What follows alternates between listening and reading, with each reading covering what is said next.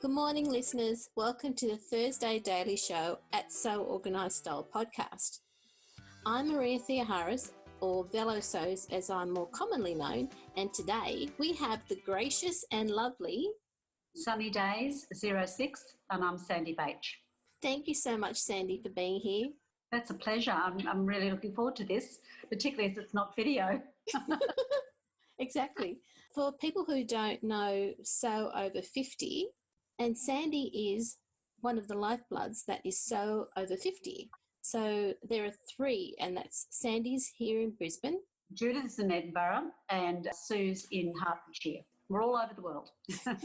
And so SewOver50 has been going for, 18 months now? Since August 2018. It's an amazing group. It's amazing how it's grown. We are absolutely amazed every time we look at the numbers. We go to our insight. Presently, we're growing about 1,000 a month. So we're about 18,700 at the moment. That is really significant, and it's really good for those of us who are in that age bracket and also want to sew things that make us look and feel good. It's fabulous. We just get blown away all the time, the people who follow us. One of the good things, though, is it's not just that have followers who are over 50. We have quite a range in our demographics because we get those insights now. We're over 10,000 people. Other group is the 55 to 65. The next group is the 45 to 55. And then there's a range beyond that overall groups. So it's a very inclusive group for what people might have thought was just for people who were 50 and over. Oh, yeah. We have lots of people who follow us, pattern companies, young people. I think it's because although we feature only SewOver50s in our grid, we disseminate a lot of information about challenges, about patterns that are inclusive, and I think that's one of the things that really resonates well with the followers, yeah. So what can we inspire or rev people up this morning from SewOver50's point of view? I think just join us for the fun. I think a lot of people just love sharing. And one of the things that I think has gone over well is that Judith and I, when we're not frozen by Instagram, Instagram.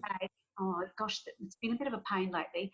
We go through the tag every day and we know a lot of our followers just by their handles, and we do a lot of discussion behind the scenes as to who will feature.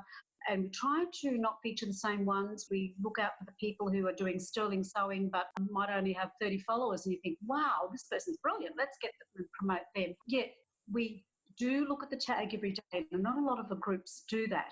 So we know our followers well if they're tagging a lot. And that tag is hashtag SewOver50. And if they do that, they'll find us. So I think that's one of the things that has made us a little bit different from other people. We really value the people who follow us. And the fact that you're checking every day and that you are choosing people who are inspiring no matter how many followers they've got is really refreshing to know. Well, one of the things why we set up the stalwarts, we do Friday stalwarts, and that was to recognise the people who do continually tag. It's not that we don't want to feature them, but we want to be fair, and we want to be able to say, well, look, we notice you and you're a stalwart, but we're not going to do you all the time because you have 10,000 followers already or 3,000 or whatever, but we want to know that we appreciate you. And so it's interesting to talk to people. They say, oh, we can't wait for Friday stalwarts. And I think, oh, well, that's interesting, isn't it? Because we didn't think that'd be such a hit, but people like to know who's out there. The other thing we do, we try to include so many people in stories, and 3 or 4 times a week we'll hit up with the people even more and share the love, share the sewing love. It'll be tips, it'll be a new top, it'll be a tester. So in that way, we're doing a variety of things. And then we always try to put out the new challenges so that people know at the beginning of the month what challenge they might be able to join in. And at the beginning of the month, we also put out the 12-month challenges as well, so that it doesn't matter if you join in March with Make 9 or any of those, just trying to keep people abreast with things. And I go to the stories that SewOver50 does if I want to know what the latest challenge is, and that you've just explained, why it's worthwhile doing that. We do try to keep people abreast of what's going on. Like this Saturday is the virtual frock tales, and we have been quite a few stories on that. We are really saying to people, join in.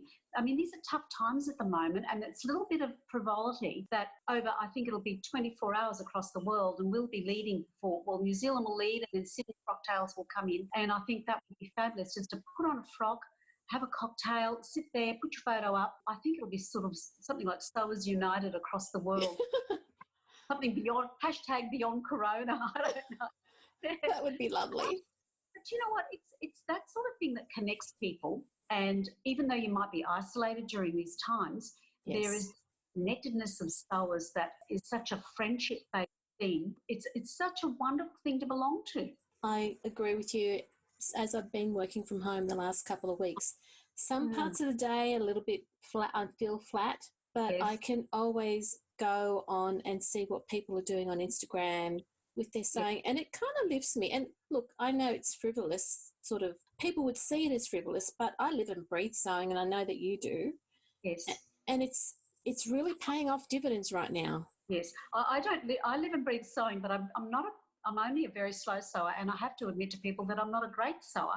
I just really, really enjoy it. But what I love is the connections, and that's why I have fallen into this role with Judith. We found each other very early on. In fact, I joined within a day of it starting, and she identified me quite early because I'm quite a social person. I think it's that connectedness that I really like. The other aspect I liked of my role in SewOver50 is the educational aspect. I was 40 years a teacher, so I just can't let it go. So every now and again, Judith will say, okay, do something on hashtags. Okay, do something on public and private. I'll let you do it. That's fabulous. Because I want people to know that if you've got a private account, we can't see you. We can see your comments, we can see your likes, but we don't know what you're doing. And people have private for many various reasons. So that's fine, but we can't see you. So that's one concern that I do have with all our followers, that I hope they don't think we're ignoring them. And the other thing is the importance of the hashtags, which I flog a lot. But if you don't get our hashtag right, that's hashtag SewOver50, then we don't see you. If you use the @ you might go to our message bank for DMs, but we get, I can tell you, 40, 50 DMs a day, you'll be lost because Instagram will take you off after a certain time and will miss you. So the best way to find us is just hashtag SewOver50. So I do things like that, and then come back and say, you were right, everyone's saying, well, that's a great post. Yeah, they are great posts. You're really good at the education side of things. So what's the latest challenge that you're doing? The latest challenge just finished. I think I was last minute. Yes, just like my uni assignments as I wrote. I got it in just in time, and that was UK time. And that was our SewOver50 Visible 20 challenge, and that was where people had to sew a garment that was 45, had a pattern that featured a model 45 plus over a mature model. Now, that's difficult. Yes, it is. One, you have to find the pattern, then 2, you have to like it to be able to make it. So we had a lot of Mandy Boat tees, but some different patterns featured this year, and some pattern companies have lifted. They have featured older models. And I think we are seeing that.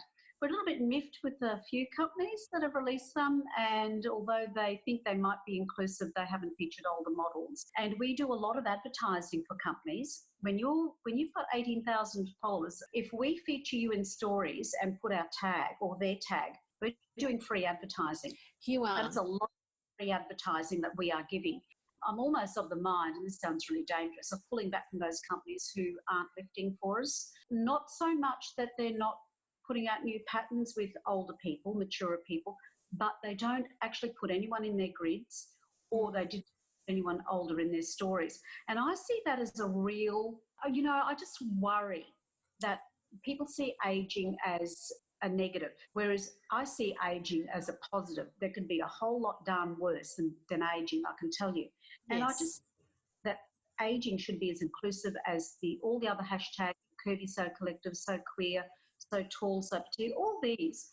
So over 50 should be just a natural part of life. It shouldn't be ignored, and it is quite a huge group.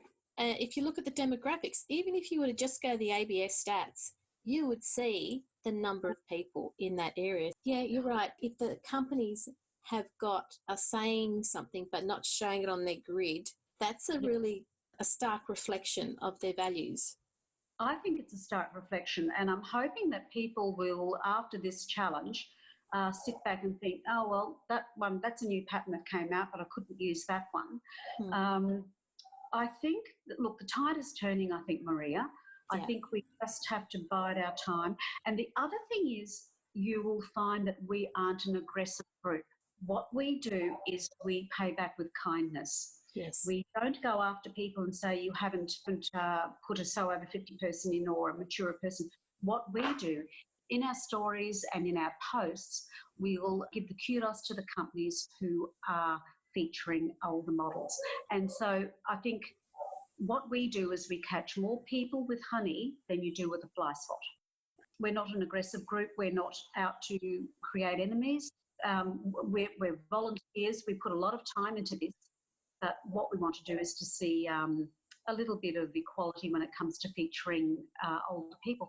But as I say, we regard everything with kindness, and we love featuring people. We love the companies that feature older people, and I just think that's the way to go. There's just a lot of harshness out there, and we just have to sit back and go, thank you. A lot of the messages that are around in the community right now is to be kind. When people look at what SewOver50 has been doing, you've been doing it with kindness since day one. Absolutely. Kindness and inclusiveness. It's almost emotional for Judith and I, because we have such a strong connection to our followers. I could probably list off 1,000 handles of people that I know and give their name to who are regulars. And we talk in handles, Judith and I, behind the scenes. And sometimes we say, oh, what's her name? Or his name. We do have 3% of followers who are men, I must add. Men, #men is stuff. But we do have a very strong connectedness to our followers. We were very surprised, though, when we held recently Susan Young, that's at Susan Young Sewing, with Judith, organised the first meetup in London. Yes, I saw the photos. Oh, it looked fabulous. I was so jealous. So that was a real FOMO for me, I can tell you. I really wanted to fly over for that one. But what really amazed us were people who turned up who we didn't know about. Now they're watching and they probably have private accounts, but they got there and said, wouldn't miss this for quid. So it's interesting to know who is following and who's enjoying SewOver50, but we don't know them. So that's good. So the stats show that it's over 18,000 followers, but in reality it's more than that. Yes. And that's what that event showed. The other thing is we know that pattern companies are following. Really interesting one. Even the Big Four follows. That's a fascinating one. They've got a little surprise coming up, which they told me that they might be doing older models this year sometime. So I think that we're getting through. And if we get through to the Big Four, I think it's going to be big changes happening. Oh, that's so exciting to hear. Oh, thanks for letting us know. I know. Even just knowing that something is going to happen is just, that's made my day. I'm really pleased. Yeah, and really heartened to know that they reached out and told us. Yes. Oh, that's wonderful. Yes. So big things, but we just plod on as a team. Judith and I run the day-to-day account. Susan writes a blog when we say, Susan, time for a blog. And Susan and I, since probably 6 weeks ago, have now diversified our team, and we have 2 teams. Judith runs her team of 2 sub-editors and I run my team of 2 sub-editors. And we're actually having a week on and week off now because the account is so big and so many hashtagging. I have to say, particularly for when we're sewing in isolation at the moment, so many people are sewing and using the tag. It's a little bit overwhelming, and that's why we've had a freeze on our account a couple of times. But we have our 2 teams now, so we do get a week off between each time we host. The weeks that we do host, they're full on, but we do assist each other during those weeks. We'll alert each other what they might have missed or something like that. We're all off, but we do have a full week off now. Oh, I'm so glad you've got help and you've, a group that big, and it's really great that you've got the support behind the scenes now too. Yes. Well, they're guest editors for 6 months, and then we'll pick up another 2 each. And we're really grateful to our guest editors because they come in and do a whole day.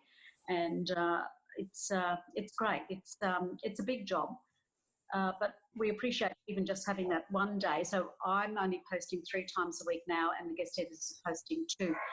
We only post 5 days a week now. We were doing 7, and at the beginning of the year we just said that's too much, and doing 5 days a week now. Wow. Oh, my goodness. And it's all voluntary, right? Oh, yeah, all voluntary. No, I wish someone would come and say something. Oh, God, yes. But no, it's all voluntary. We just give our own time for this. And I love it because I'm a social person and I have a passion for sewing, albeit very average. I really enjoy it. Oh, please don't call your sewing average. The fact that you sew is just amazing, and the clothes that you come up with, Oh, you sparkle. Look, I do, but I am only an average sewer, and I think that's great. Being a leader of this group, Judith and Susan, is that I'm not a couture sewer. I think I'm a bit of a flag waver for the average. That I put up accounts and put up posts and I discover an invisible zip, or I discover how to do a narrow. It's like I've discovered, I'm going to win a Nobel Peace Prize for it. But I mean, I'm so excited about it, and I think, well, if I can be excited about it, there's a lot of people out there like me. I'm not alone, and so I think that's normalising it. Yes. You don't have to be the bee's knees to be in a SewOver50, and you don't have to be the bee's knees to be in the group. You've just got to enjoy it. That's right, and the passion. Have the passion, do the sewing, get into it. Yeah. Yep. And the friends you make through is amazing, because I've made so many friends online and visited. I caught up with Sue Stoney in Perth, and I've caught up with Irini in Athens, which was fabulous. And you wouldn't believe, I met a friend of mine who's just so lovely, and she only lived 2 streets away from me, and I met her on SewOver50. Really? Yeah.